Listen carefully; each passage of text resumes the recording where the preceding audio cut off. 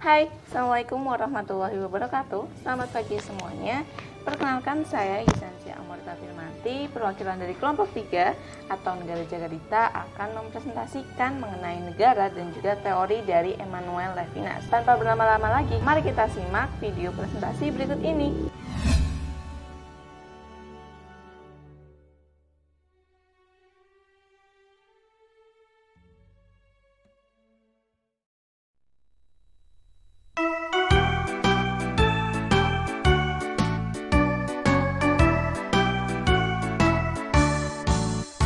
Jagadita, Jagadita, itu negara kita, lebih aman dan sentosa, senantiasa sejahtera. Alamnya amat kaya, dan termasyhur namanya, itulah negeri kita, Jagadita terus jaya.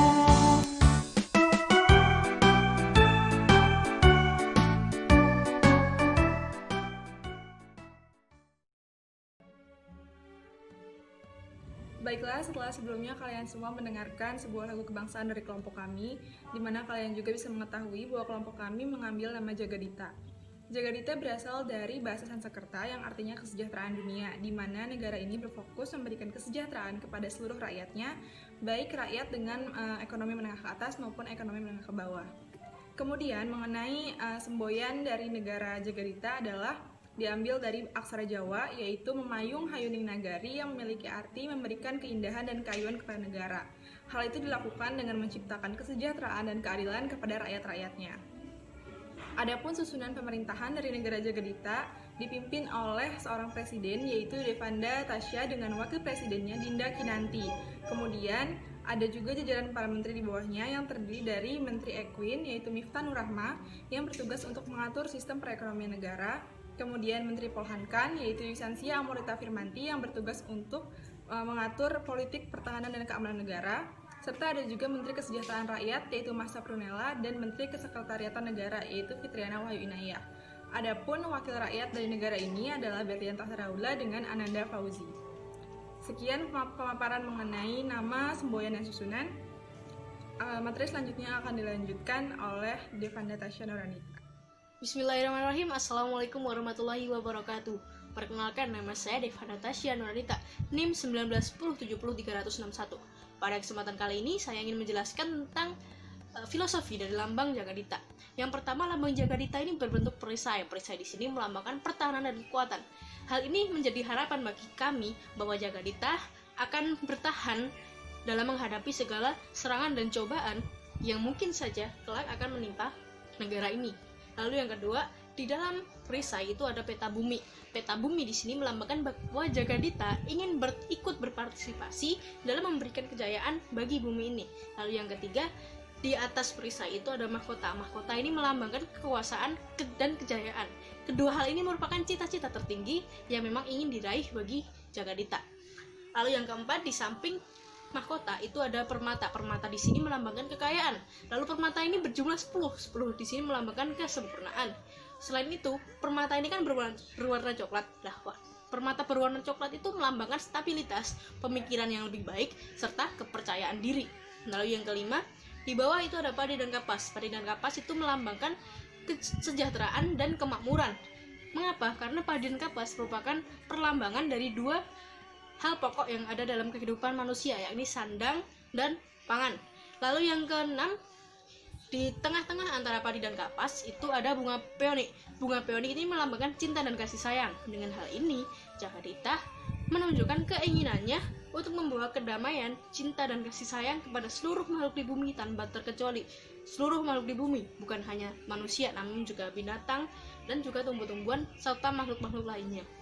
Lalu yang ketujuh, di bawah perisai itu ada pita. Pita di sini melambangkan ikatan antar seluruh masyarakat Jagadita. Maka hal ini disebabkan semakin kuat ikatan di antara masyarakat Jagadita, maka akan semakin mudah kita bersama-sama menuju sebuah kesuksesan.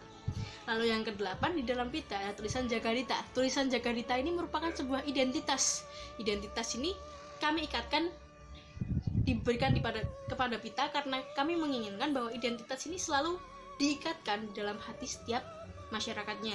Lalu yang kesembilan, di atas itu ada aksara Jawa yang berbunyi Memayu Hayuning Nagari.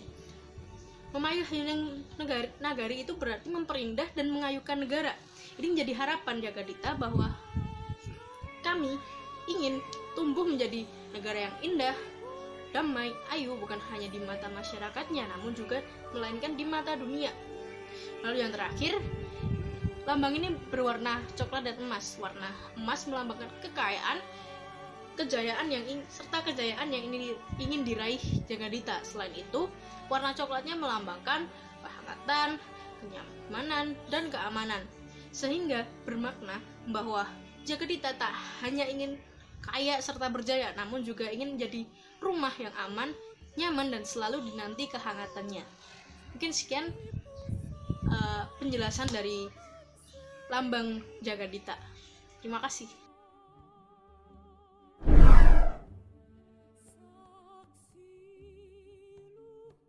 Emmanuel Levinas. Emmanuel Levinas merupakan seorang postmodern yang cukup terkenal pada abad ke-20 khususnya dalam bidang etika. Ia lahir tahun 1912 di Lituania dan meninggal di Paris pada tahun 1995. Emmanuel Levinas merupakan seorang filsuf Prancis kontemporer yang memiliki pemikiran dan perpaduan unik antara tradisi agama Yahudi, tradisi filsafat, dan pendekatan fenomenologis.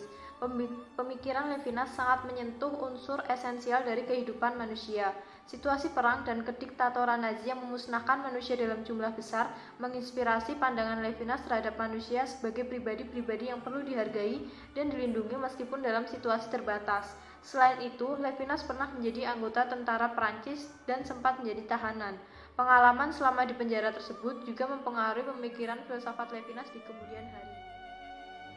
Baik, terima kasih Nanda. Saya Dinda Kinanti Rahmatika Astagis akan menjelaskan mengenai pemikiran wajah dan konsep tanggung jawab. Levinas menekankan pada hal mutlak seperti tanggung jawab, karena bagi dirinya, mutlak adalah sebuah subjektivitas yang sangat jelas saat seseorang melakukan perbuatan nyata atau aktivitas pada sehari-hari. Wajah yang dimaksud oleh Levinas ini bukan sebuah fisik orang, seperti bibir, hidung, maupun mata. Namun, wajah yang dimaksud adalah sebuah citra yang membawa dirinya kepada orang lain. Di dalam konsep pemikiran Levinas, wajah juga berhubungan dengan konsep tanggung jawab. Hal ini dianggap karena citra dalam diri yang telah terbentuk dari sebuah perjumpaan pada akhirnya akan mendorong diri kita untuk bertanggung jawab atas citra yang telah terbentuk. Contohnya, pada saat seorang mahasiswa bertemu dengan dosennya. Keduanya menciptakan sebuah koneksi antara satu sama lain dengan melihat wajah, sehingga citra tersebut terbentuk. Karena hal itu, maka mahasiswa akan mengedepankan etikanya saat bertemu kembali dengan dosen tersebut.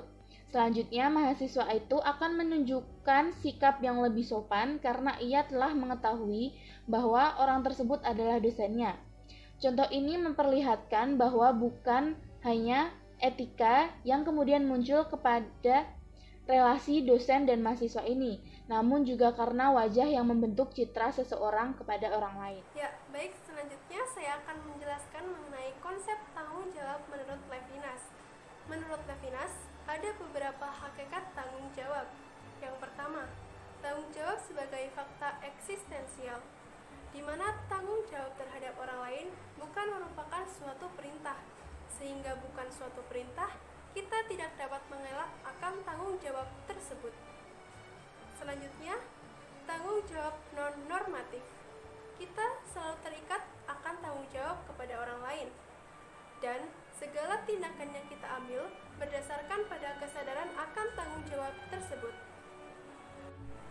Yang ketiga, tanggung jawab bagi orang lain. Sikap tanggung jawab bagi orang lain berarti kita bertanggung jawab atas orang lain tanpa menunggu resiprositas dari orang tersebut. Yang keempat, tanggung jawab substisional. Ketika seseorang mengambil tanggung jawab dari orang lain, maka akan terjadi substitusi tanggung jawab antar kedua orang tersebut. Baik, selanjutnya, Tanggung jawab sebagai struktur hakiki dari subjektivitas. Tanggung jawab merupakan hubungan kita dengan orang lain. Maka dari itu, tanggung jawab merupakan suatu hal yang mutlak bagi subjektivitas. Yang keenam, tanggung jawab merupakan dasar bagi eksistensi.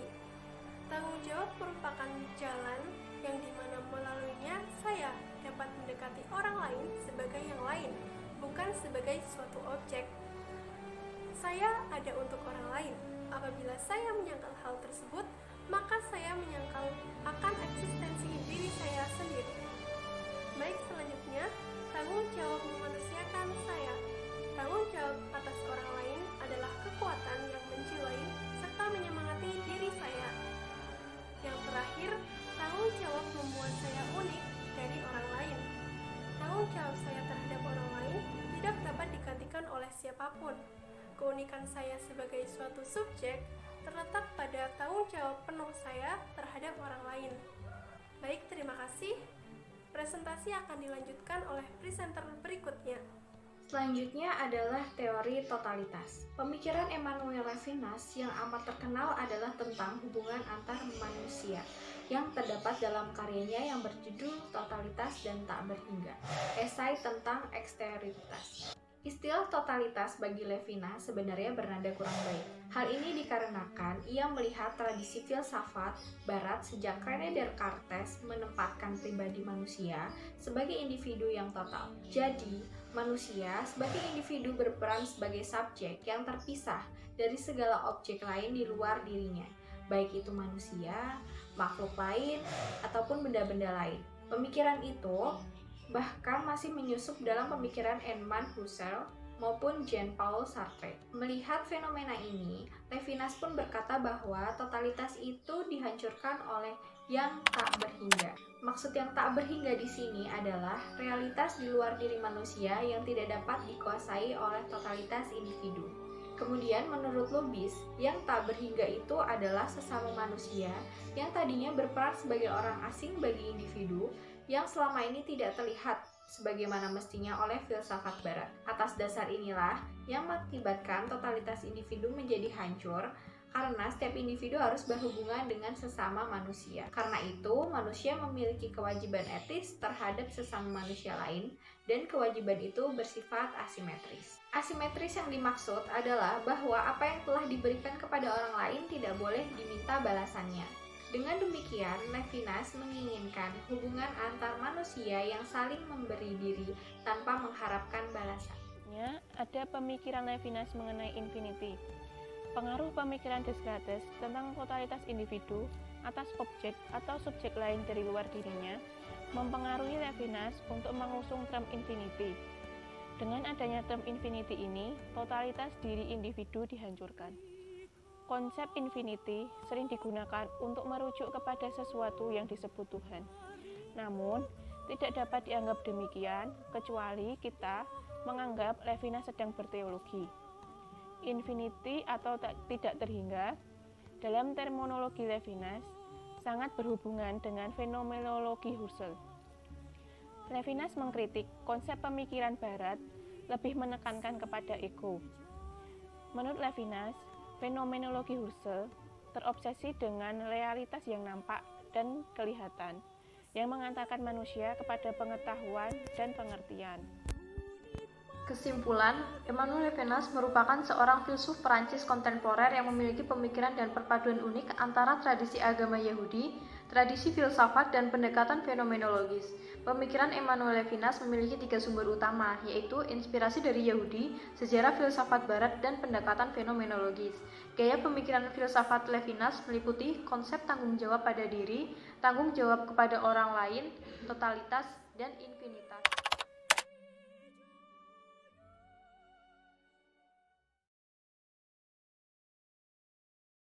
Kami dari negara Jagadita ada di sini membawa bahagia, bersama-sama bangun dunia dengan moral, etika, dan bahasa.